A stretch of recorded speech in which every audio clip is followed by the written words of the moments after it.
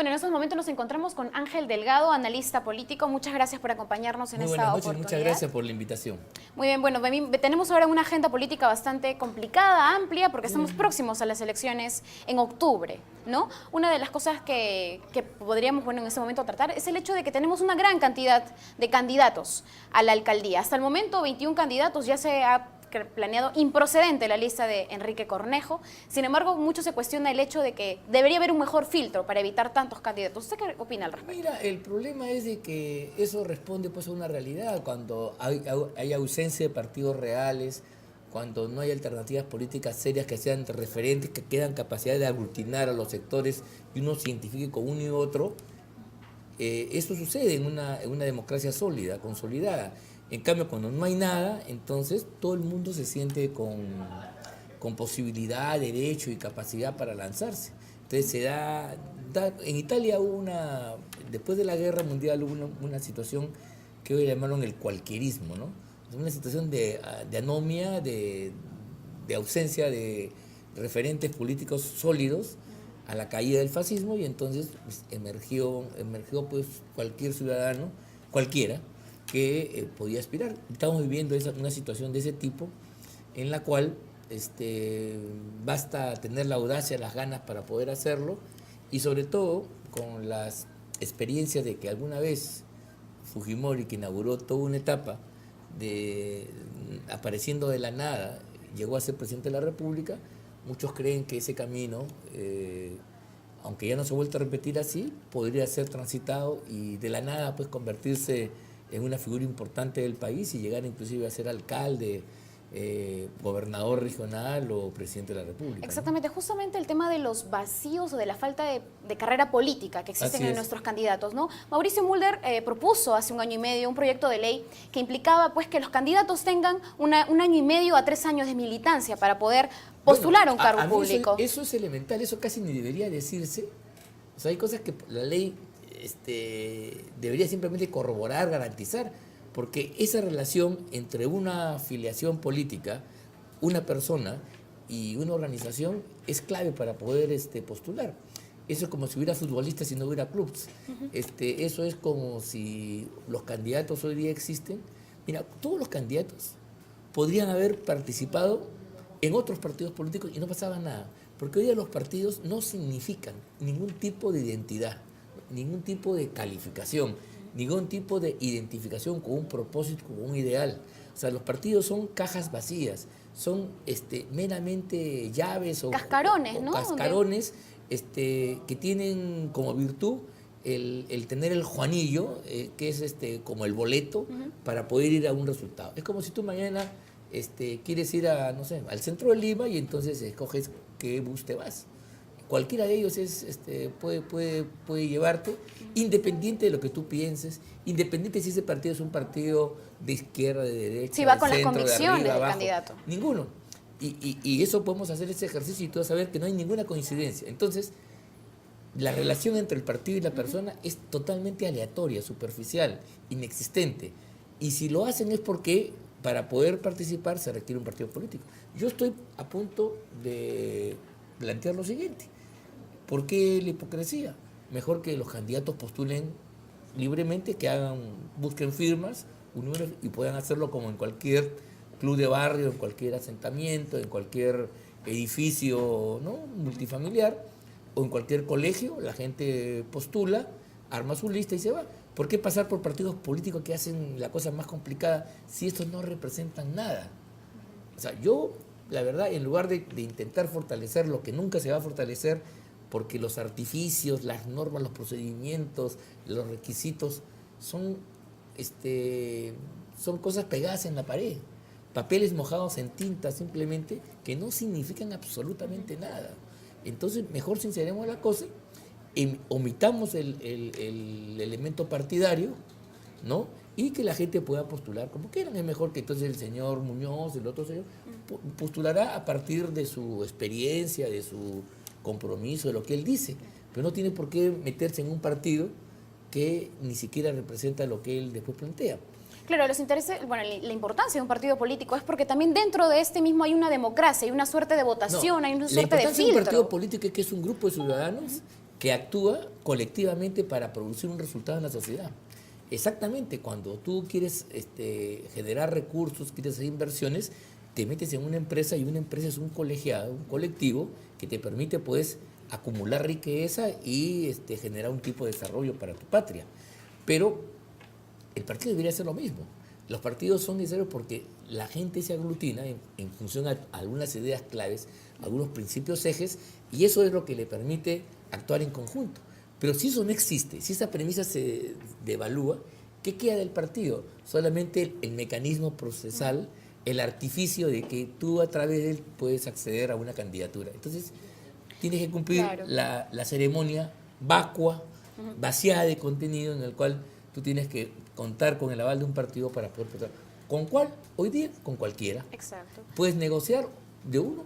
Yo, si soy buen candidato, me pelearán pues como un jugador afamado que se pelean los clubes. Y si no tengo tanta fama, los clubes me pondrán cupos, yo tendré que pagar para poder participar en una campaña si me interesa. Mira tú las locuras a las que estamos llegando, y eso es una devaluación de la política, y eso tiene consecuencias gravísimas. Y no entendemos nosotros el tema del fondo, y entonces queremos resolver estos problemas que yo estoy señalando con más regulación, con más requisitos, con más penalidades, que al final lo que van a hacer es lo que ya está pasando. Están sacando a un montón de candidatos, postulan 21, van a quedar la mitad probablemente. ¿Y eso por qué? Primero porque los que participan ni siquiera conocen las reglas, pero también porque hay un exceso de reglas. O sea, la democracia es un sistema popular, donde el pueblo decide, ese es el tema, a través de consultas electorales. Y entonces ese mecanismo, para que funcione, tiene que ser accesible, tiene que ser empoderado por la propia gente. Si no sucede así, entonces estamos ante un artificio. Y entonces parece que los legisladores y quienes opinan sobre esta materia están felices de la vida de generar pues monumentos a la nada, a la ineficiencia, al artificio. Entonces son monumentos que no dicen nada porque no significan nada, salvo 2, 3 partidos que tienen algo de significación de historia, el resto son totalmente prescindibles. Y yo creo que ya es tiempo de dejar eso a un lado para que la política en algún momento implique pues una correlación auténtica entre un propósito político y un grupo de interés humano, social, que de la sociedad quiere producir un cambio o incidir en la vida en una manera determinada. Pero es curioso, usted habla de un exceso de reglas, pero también se habla de vacíos legales. Por ejemplo, ahora tenemos diferentes posturas. Desde que se aprobó la ley en el 2015 de la no reelección inmediata de alcaldes y otros candidatos, este hecho ha permitido que los candidatos tengan una creatividad magnífica para cambiarse de domicilio y postular por otro municipio, o, por ejemplo, al hijo, como el caso de Luis Castañeda Locio, en el caso de Puente Piedra también, donde el hijo está postulando como alcalde y pues los exalcaldes están postulando como tenientes alcaldes u otra autoridad para seguir manteniéndose en el poder, ¿no? Entonces, eso también representa un vacío legal interesante de analizar. Pero bueno, en este caso el vacío es un pretexto para esconder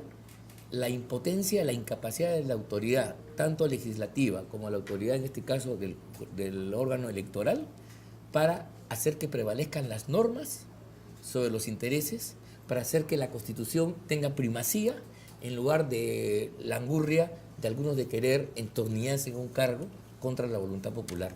O incluso con la voluntad popular, pero violentando una regla básica de la democracia, que es la alternancia en el poder, el refresco, la oxigenación, para que la política tenga la vitalidad de la nueva gente, de la gente joven, y entonces vaya, como sucede en el organismo humano y en la naturaleza, lo caduco, lo viejo vaya quedando y la cosa se renueve. No, aquí vamos contra la historia, contra la naturaleza, entonces hacemos que lo caduco se enquiste y le cierras tú los caminos a las fuerzas renovadoras.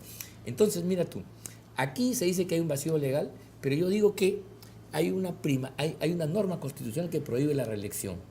Eso debe hacerlo toda la autoridad. Las autoridades que nosotros hemos elegido y que están nombradas para hacer que se cumpla la ley y la Constitución deberían impedir que estas maniobras contra la población, contra el país y contra la ley de leyes pueda prosperar. no solamente hay que prohibir la reelección inmediata, me parece bien, yo saludo al jurado, a los jurados especiales que están rechazando esas candidaturas de esos angurrientos que pretenden seguir amarrados a sus puestos y desconocer lo que dice la Constitución. Pero también hay que impedir las formas encubiertas de reelección, que yo he señalado que son dos. La primera es postular para la misma municipalidad en otro cargo. Entonces pasas de la alcaldía a ser teniente alcalde. Imagínate tú que cualquiera de los presidentes, el señor Alan García, Toledo, Humala, hayan postulado al periodo siguiente como vicepresidentes. Cuando está prohibida la reelección inmediata. Entonces, esa es una burla. Si tú no te das cuenta y no se quieren dar cuenta las autoridades que esa es una burla al país y no le ponen coto, entonces vamos a permitir que estos estropicios, este pisoteo a la legislación fundamental se haga con el argumento de que hay vacío, de que no se dijo y todo lo demás. Esa es una. Y la otra es la de los parientes. La prohibición de la reelección para el presidente de la República hoy día en el Perú acarrea también, apareja también, que no puedan hacerlo los parientes, ni la familia, ni los esposos, ni nada por el estilo. Hay un artículo en el 179, en la Ley Orgánica de Municipalidades, que lo prohíbe. Pues, ¿no? Bueno, pues ahí está. Entonces yo le pregunto a los amigos que nos escuchan, seamos lógicos, el derecho es lógico, el derecho no es arbitrariedad. Les pregunto a todos ellos si el presidente de la República no puede postularse como vicepresidente, no puede postular a su hijo, a su esposa, a su tío, a su padre, a su madre, no lo puede hacer. ¿Por qué podría hacerlo el presidente de la región? ¿Por qué podría hacerlo el alcalde de una municipalidad determinada? Claro. ¿No es verdad que acaso, y con esto termino, que donde hay la misma razón, los mismos hechos, las mismas circunstancias, no se aplica la misma norma, el mismo derecho? ¿No? Ese es un principio que nosotros hemos aprendido en las aulas universitarias cuando estudiábamos la profesión. Ha ido a la misma razón, igual derecho. Y sin embargo, hay algunos que esconden esa negativa a impedirlo. No está dicho.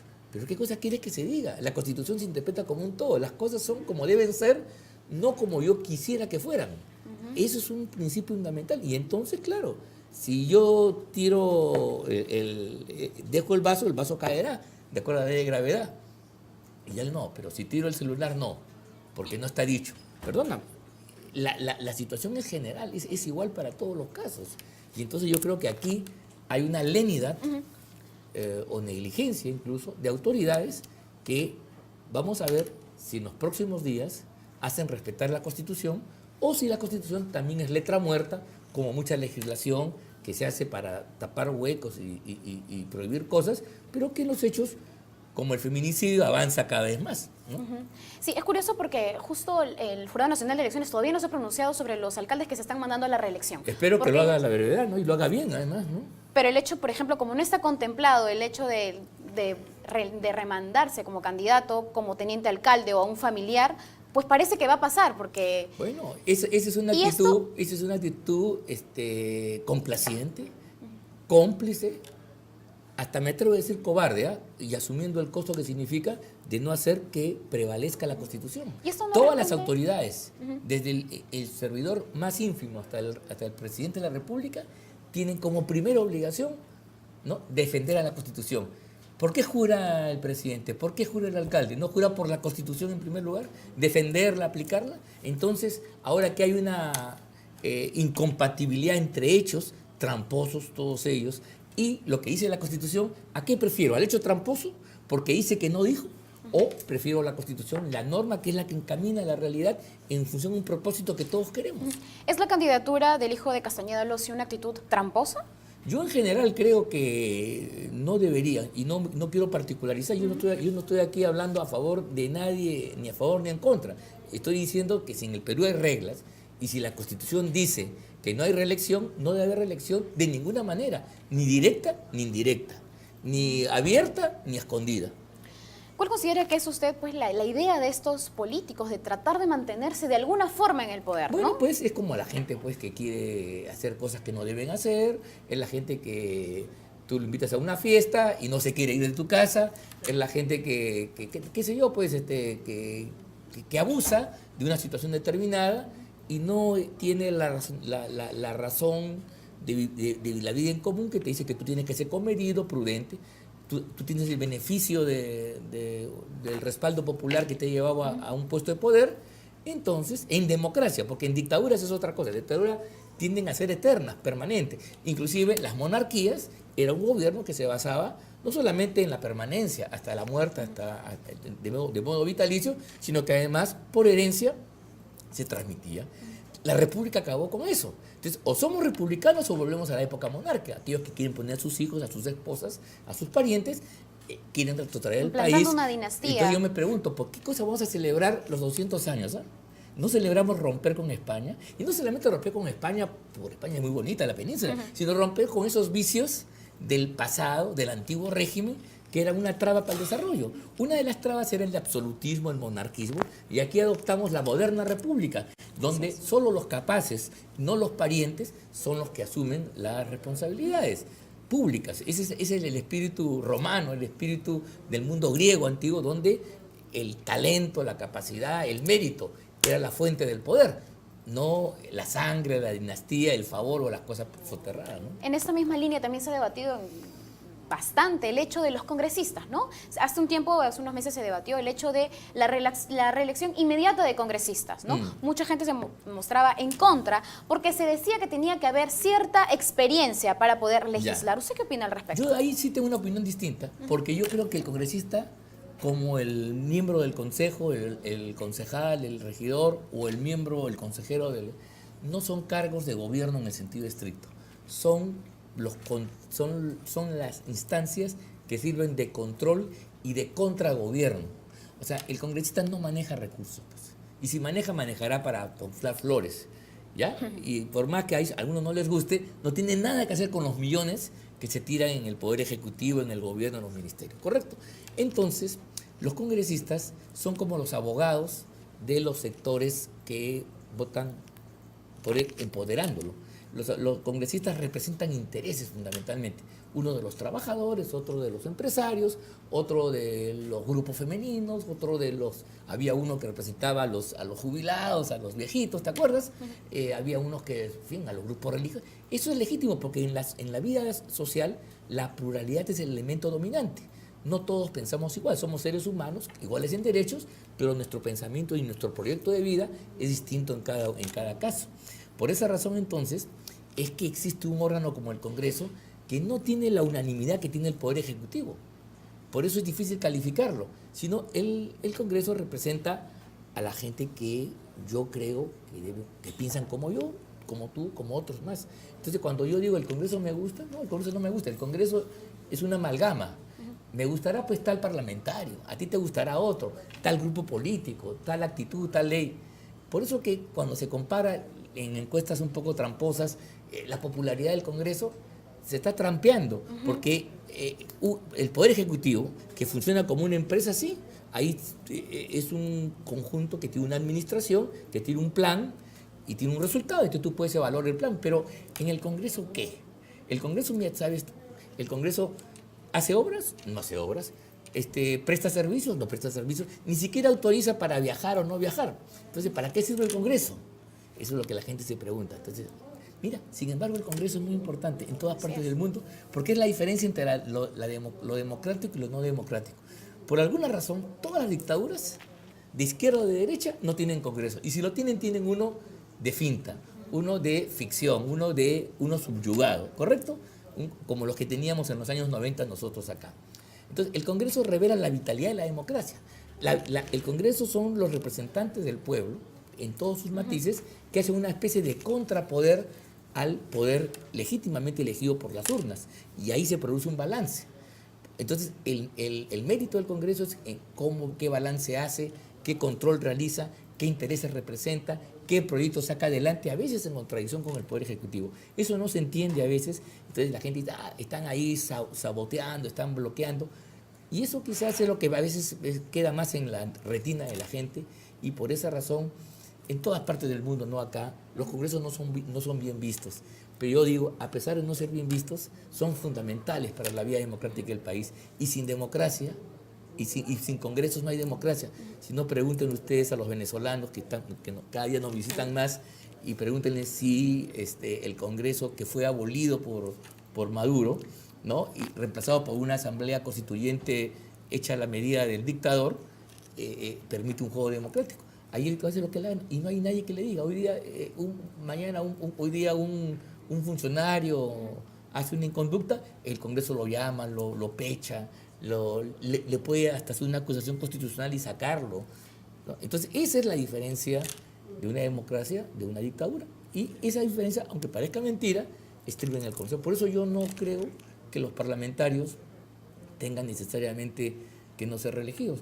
Eso depende de nuestro voto. Y segundo, tú estás votando por gente que en otros tiempos tienen trayectoria, son gente experimentada. Los grandes políticos de todos los tiempos son personas que se han hecho en décadas, en una vida, y viven de un respaldo. Pero ahí no hay pues la posibilidad de que yo utilice la plata pública para hacer mi campaña. En cambio, el otro sí, hace las obras, hace los proyectos. Está gestionando, utiliza dinero. Pues, esa es la gran diferencia. Bueno, yo creo que si alguien quiere poner coto a los parlamentarios, lo puede hacer. Pero yo digo que es distinto. No mezclemos Juana con Chana. La prohibición de los parlamentarios puede ser una voluntad, está bien. Me cansa mucho la gente, quiero renovar, está bien. Ahí de repente es mejor, de repente no. Pero en otro caso sí es gente que maneja recursos. Entonces, los recursos públicos los utilizan para sus campañas reeleccionistas. Lo hemos visto aquí en los años 90 o no. Y lo vemos con muchos alcaldes chiquitos ahí que en sus pequeños pueblos usan sus recursos, su influencia, el poder que tienen para entronizarse en el poder, a veces contra el sentimiento de la gente. Usted bien ha dicho que el Congreso pues, es una institución que no es muy querida. No, ni y tiene que siempre va a estar bajo el menos del 20% de aprobación. El presidente y todos en general están valorados pues como si fueran no un ente que efectivamente ayuda a la gobernabilidad, pero es un ente democrático. ¿Cómo explicarle esto pues a la gente que ya ha convocado 4 marchas, que quiere inmediatamente el cierre del Congreso? Eso, pues, y hasta un congresista, Johnny Lescano, que se ha mostrado en contra del Congreso. Se muestra en contra, pero quiere ser presidente al mismo tiempo, hay que se ponga de acuerdo. Y esos que salen a la calle tienen el legítimo derecho a hacerlo. Yo no ¿quién soy yo para prohibirle? Pero decirle que mucha de esa gente estuvo en contra del cierre del Congreso que hizo el señor Fujimori el 5 de abril del año 92. Tú no habías nacido probablemente, pero se cerró el Congreso y se inauguró una época nefasta para la vida rural. Luego hicieron un Congreso amañado y había una dictadura disfrazada con formas republicanas, democráticas, pero era una dictadura. Eso porque no se tiene un Congreso, porque el señor Lescano no podía hablar, estaba fuera del circuito político. Entonces, eso que quieren cerrar el Congreso, mucho cuidado, ¿a dónde apuntan? ¿Quiénes quieren cerrar el Congreso? Los dictadores. ¿Quiénes quieren cerrar el Congreso? Mussolini, cuando hizo su marcha sobre Roma, lo primero cerró el Congreso y se hizo dictador. En Venezuela, ya lo dije. Y aquí en el Perú, la experiencia del 5 de abril del año 92, ¿no? El golpe de Fujimori, el autogolpe de Fujimori, empezó cerrando el Congreso. ¿Te das cuenta? Y en ese momento la gente aplaudió. ¿O no? Hubo aplausos, tuvo una enorme popularidad. Fuimos muy poquitos los que nos pusimos en contra. Entonces la gente aplaudió, abajo el Congreso. Bueno, y después con el tiempo nos dimos cuenta de todas las trapacerías, crímenes, robos, etcétera, etcétera. Y otra vez la democracia volvió a ganar confianza entre la gente. Eso pasa pues cuando los gobiernos son malos y hay desconfianza. Y a veces eso se exacerba. Pues hay que cuidar nuestra democracia, sino que lo digan los venezolanos. ¿Eh? Preguntémosle a los venezolanos por qué vienen acá, en condiciones un poco precarias, cuando su tierra, su país riquísimo, lleno de petróleo y oportunidades, se ha ido al diablo por mantener un gobierno autocrático, una dictadura, ¿no? ¿Qué hay que hacer, no? ¿Qué tiene que hacer el Congreso de la República para mejorar esta imagen? Por ejemplo, lo último que ha sucedido y es que se ha desaforado pues, a 3 congresistas, Kenji Fujimori, Guillermo Bocángel y Benigno Ramírez, ¿no? Quienes ahora están afrontando una denuncia en la Fiscalía, ¿no? Sí, por la preventa de votos a favor pues, de la no vacancia de Pedro Pablo Kuczynski. Entonces, esta situación hace que la imagen del Congreso aún se denigre aún más. ¿Pero por qué? Eso no entiendo. Cuando una entidad tiene la valentía de castigar a quienes delinquen, yo quisiera coincidir con la gente si lo que ha hecho el señor Kenji Fujimori, Bocángel y Ramírez es un acto delictivo, es un acto penado. Mira, y aunque no lo fuera, es un acto horroroso, porque están vendiendo la confianza popular que tú y yo le depositamos a los congresistas por prebendas, por negocios. Se están cambiando de camiseta, no por ningún ideal superior, sino por el recurso bajo, el beneficio, sea en plata o no sea en plata. Ese tipo que se llama transfugismo, eso es condenable, eso es repudiable en cualquier régimen democrático, se llama traición. Esa traición es, además, si tiene elementos económicos, ya se vuelve delito. Y yo creo que me parece bien que el Congreso haya castigado a esta gente. Y más aún quiero decir, esa fue uno de los grandes motivos para que el señor Kuczynski cayera. Exactamente. ¿O no? Una de las razones, además de las incompatibilidades que tenía Kuczynski, haber sido pues asesor, trabajar para Odebrecht y luego ser ministro y firmar los contratos él mismo, además de eso, se acusó a Kuczynski de propiciar estas componendas, estas cosas terribles en la trastienda y que prostituía las instituciones como el Parlamento. Y por eso cae. Por eso incluso no solamente cae, sino mucha gente vinculada al oficialismo, ¿no? El señor Gino Costa, Ceballos, Belaúnde y otros más expresaron su rechazo y anunciaron que iban a votar por la vacancia, motivo por el cual el señor Kuczynski, ya viendo las cifras, optó por la renuncia. Entonces pregunto yo, si este crimen, y lo quiero catalogar así, este acto irregular, nefasto, terrible, horroroso, ¿no?, provocó la caída de Kuczynski, ¿correcto? 2 meses después, 3 meses, un poco más ya, estos señores que estuvieron implicados en este acto, de repente ahora se vuelven héroes. Ya lo que dijeron no fue lo que dijeron. El señor Ramírez estaba hablando de fútbol probablemente, el Kenji había hecho una reunión ecuménica para rezar seguramente. Ese tipo de cosas sí son las que hacen daño porque revelan una incongruencia. Mira tú, si la votación se hubiera producido 2 semanas después de la caída de Kuczynski, toda la correlación de fuerzas, que no solamente era el partido mayoritario, como aquí se quiere decir, sino las izquierdas estuvieron a la cabeza de la vacancia de Kuczynski. El señor Villanueva, hoy ministro de Estado, estuvo a la cabeza de la vacancia de Kuczynski.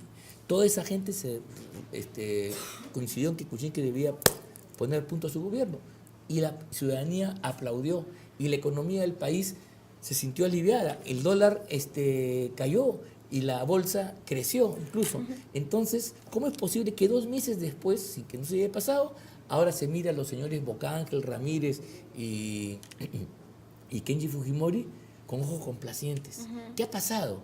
Entonces, su discurso fue en evolución también. Primero se le decir una cosa. No, pero ¿qué cosa ha pasado para que lo que fue delito ayer, no más, hoy día sea una cosa así? Puede ser una conducta inocente, inofensiva. Entonces yo digo, si la conclusión de esa gente que ayer votaba contra Kuczynski hoy cree que el señor Kenji Fujimori y sus compinches no son culpables, la pregunta es ¿por qué votamos a Kuczynski?